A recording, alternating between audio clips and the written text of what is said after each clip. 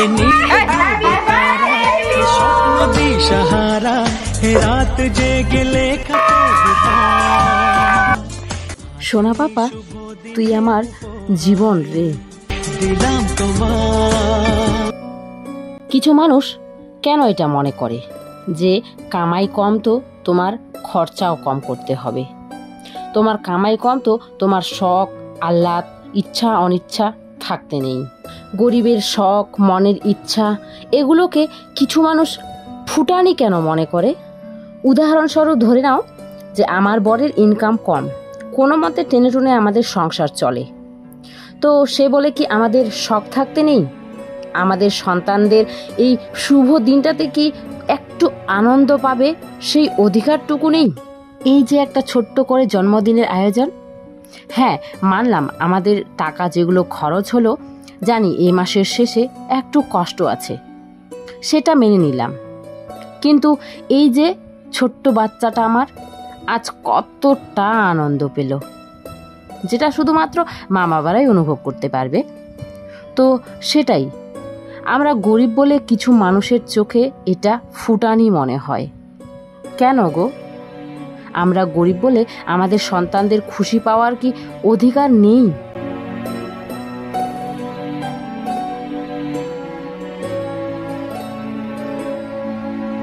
ঈশ্বরের কাছে কৃতজ্ঞতা প্রকাশ করো বন্ধুরা, যে খুশি বাজারে কিনতে পাওয়া যায় না, তা না হলে আমাদের গরিবদের কাছ থেকে এটাও ছিনিয়ে নেওয়া হতো।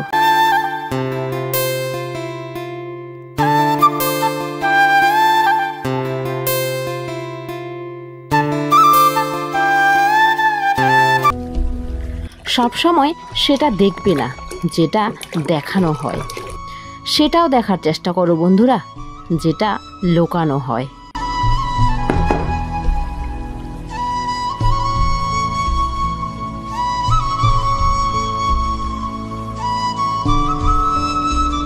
যেটা খুশি কাজ করে নিও বন্ধুরা, কিন্তু গরিব থেকো না। গরিব থাকা এই দুনিয়ার সব থেকে বড় অভিশাপ। গরিব হওয়া হলো এই দুনিয়ার সব থেকে বড় অসুখ, আর গরিব হওয়া হলো এই দুনিয়ার সব থেকে বড় অপরাধ। হ্যাঁ, এটাই সত্যি। গরিব লোকেদের মানুষ নিজের পাশে দাঁড় করাতেও পছন্দ করে না, আর ধনী লোকেদের কুকুরটাকেও মানুষ ভালোবাসে।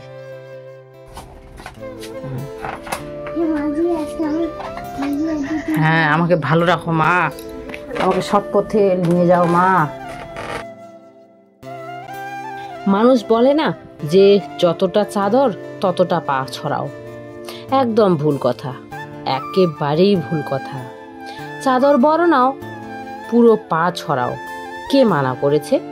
মানুষ বলে যতটা প্রয়োজন ততটা বাজেট করো বা ততটাই কাজ করো, কে বলেছে? বাজেট অনুযায়ী কাজ করো, বাজেট অনুযায়ী কাজ নয়, তোমার কাজ অনুযায়ী বাজেটটাকে বাড়াতে শেখো। নিজের সন্তানদের খরচ করতে শেখাও। কেন? খরচ করতে শিখবে তখনই কামাই করতে শিখবে। যদি তোমার 20,000 টাকা কামাই করতে হয় তবে তুমি পরিশ্রম 20,000 টাকার করবে, আর যদি তোমার 40,000 টাকা কামাই করতে হয় তাহলে তুমি কি করবে? 40,000 টাকারই পরিশ্রম করবে। তো লক্ষ্য যত বড়, চিন্তাধারাও তত বড়, আর চিন্তাধারা যত বড়, লক্ষ্য তত বড়। চিন্তাধারা ছোট, পায়ে মোচ তত, মানুষটাকে এগিয়ে যেতেই দেবে না।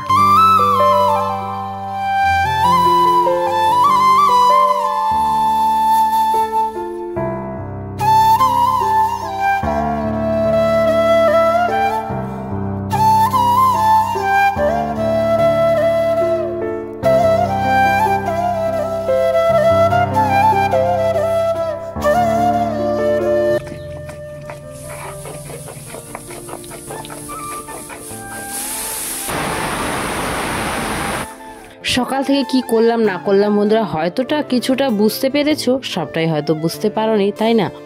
তো কি বলে এত তাড়া ছিল সকালবেলা, আমি এমনিই পুজো করেছি, তখন মাকে ভোগ দিতে পারিনি। তো সে কারণে আমি সবাইকে স্কুল পাঠিয়ে বাবা সান ও আজকে সানের ডিউটি ছিল না, ছুটি ছিল, কিন্তু ওই যে ওই বাড়িতে কাজ হচ্ছে যেহেতু ওখানে চলে গেছে দুই বাবা ছেলে মিলে। সকাল সকাল এত তাড়াহুড়ো করে কাজগুলো করেছি আর কি বলবো। তা মাংস রান্নাটা পুরোপুরি কমপ্লিট, দেখতে তো দারুণ হয়েছে। তো ওরা সবাই বলবে খেয়ে কেমন হয়েছে। তারপরে দেখো সন্ধ্যার পুজো দিয়ে আমি স্নান করে নিয়েছিলাম, মাংস টাংস সব রান্না টান্না করে স্নান সেরে তারপরে সন্ধ্যা হলো। সন্ধ্যা হয়নি যদিও, তখন আমি ভিডিওর একটু কাজ করলাম, তারপরে চলে এলাম। এই যে দেখো ভাতের হাঁড়ি বসিয়ে দিলাম, ভাতের হাঁড়িটা বসালাম। যা বিপদে পড়েছি তোমাদের আর কি বলবো। এই যে বর্ষার তোমাদের তো উপরে চালটা দেখিয়েছিলাম, তখন অল্পটুকু ফুটো ছিল, কিন্তু পরে অনেকটা ফুটো হয়ে গেছে, সেটা তোমাদের সাথে শেয়ার করাই হয়নি। তো পুরো উনুনটা মানে শেষের যে বর্ষাটা গেল না, বৃষ্টিগুলো, তো পুরো উনুন পুরো জলে ভরেছিল এমন অবস্থা। তাই দেখো পুরো স্যাঁতস্যাঁতে ভেজা হয়ে আছে, উনুনটা জ্বলছিলই না বন্ধুরা। এই যে কোনো মতো তো আমি অনেকগুলো প্লাস্টিক এখানে জমিয়েছিলাম, সবগুলো দিয়ে জ্বালালাম, তবুও বন্ধুরা একদম জ্বলছিল না। কেরোসিন তেল ঢেলে ঢেলে ঢেলে ঢেলে তো আমি তো ওখানে ভাতগুলো বসিয়ে চলে এসেছি। পরে সান এলো বাজার থেকে, এসে তারপরে ও আর বাবা মিলেই, দু বাবা ছেলে মিলেই ভাতগুলো করলো। আমি আর পরে চাইনি, আমি তো এদের সাথেই ছিলাম, এদের অনেকটা আগেই ডেকে নিয়ে এসেছি, একটু আনন্দ করব সবাই মিলে। তাই 3.5 ঘন্টার মতো তো সবাই মিলে ছিলাম, এত মজা করলাম এইটুকু সময়, মানে কি বলবো তোমাদের বলে বোঝাতে পারবো না। বিশেষ করে বিভূষণা আর ওই যে বিথি, দুজনেই তো খুব মজা করলো।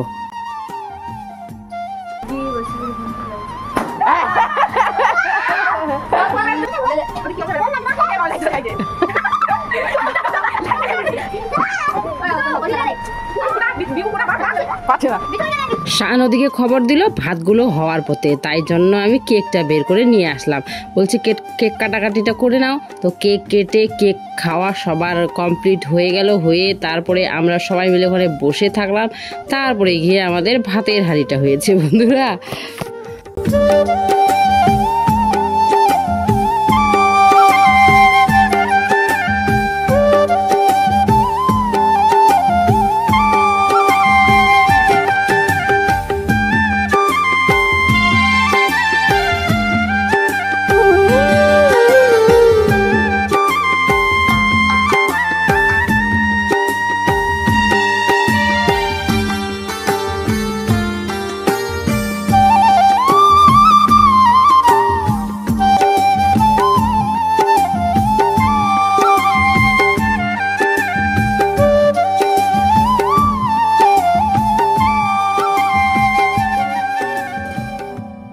বাবা মা ঠাকুরদা ঠাম্মা দাদু দিদা মামা মাসি কাকু পিসি সবার আশীর্বাদ, দিদি সবার আশীর্বাদ ওর কাছে তো সবার থাকবেই সব সময়। তো আমার বন্ধুরা যারা আছো বা আমরা দিদি ভাইয়েরা বোনেরা সবার কাছে আমার একটা অনুরোধ, আমার বিভূষণার জন্য সবাই প্রে করো আর সবাই ওকে আশীর্বাদ করো, যেন ও মানুষের মতো মানুষ হয়, সৎ পথে চলতে পায় সব সময়, এটাই আমি চাই।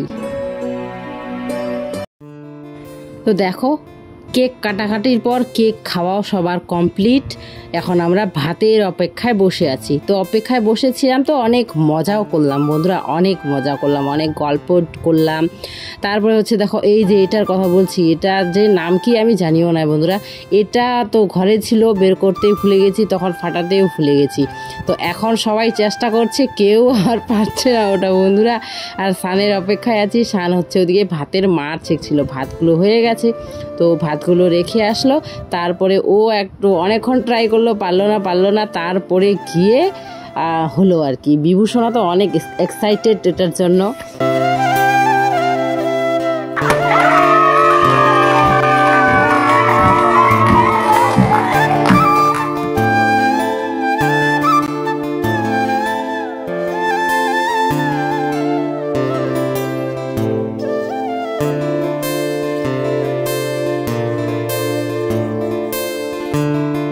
তো বন্ধুরা আজকে ব্লগটা তাহলে এখানে এন্ড করলাম। সবাই ভালো থেকো, সুস্থ থেকো, আর তপুর ছোট্ট পৃথিবীর সাথে থেকো। তো শান আর আমি দেখো দুজন মিলেই সব গুছিয়ে নিচ্ছি। একার পক্ষে তো আমার সামলানো সম্ভব না, তাই না? তবুও তো ওরা অপেক্ষায় বসে আছে। ভাত দিলাম সবাইকে, তারপরে আমার ডাল দিল শান, আমি দিলাম মাংস, তারপরে নিয়ে এলাম পাঁপড় আস্তে আস্তে করে। তখন পায়েসটা দিতে আবার ভুলেই গেছিলাম। পায়েসটা তখন কি বলতো, ভাত দিয়ে তারপরে পায়েস দিয়েছি।